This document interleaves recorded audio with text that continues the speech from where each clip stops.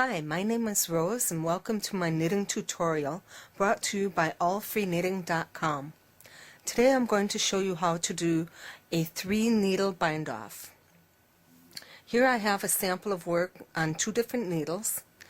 They're the same size, just different color for illustrative purposes. And a 3-needle bind-off is good for when you're joining together your shoulders. It makes a really nice seam that's quite nice and reinforced on the top. So for here, we're going to have the needle that has the yarn on it. You may or may not have your yarn attached. If you don't, that's okay. You can just start with a brand new yarn strand and add on. For here, we're having it in the back for the knitting purposes here. So these are both 10.5-inch needles. And this is worsted weight yarn.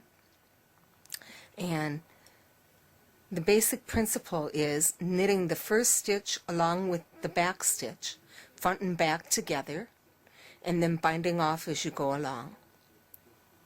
It's kind of a little tricky with all 3 needles going at once, but with a little practice it gets easier. So as if to knit, slide your right hand needle in the first stitch, and the same with the second in the back. And let's do here. I'm a continental knitter. I use the yarn in the back. And yarn over, pull it through the first stitch on the back and through the second stitch in the front, and then slide both of them off. And do the same again. In through the front of the front stitch as if to knit, and in the back stitch as if to knit, yarn over and pull through the back stitch and through the front stitch and slide off. Now you have 2 stitches here, and using, push your work back a little bit, and using the front needle, left hand, yarn over, slip the back stitch over the next stitch, leaving one on. Trying to keep everything together so you don't slide off.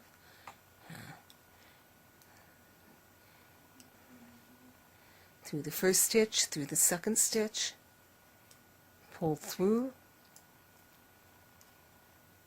slide off. Using your thumb helps to keep everything together. Pull your work back a little bit. Take your back stitch and pass it over. Slip over that stitch.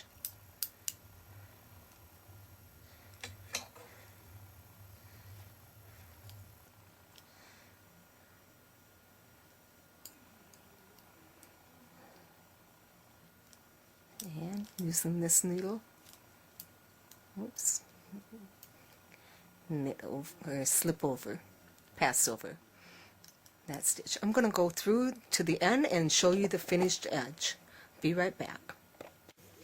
Okay, I've gone all the way through, and this is what the bind-off looks like.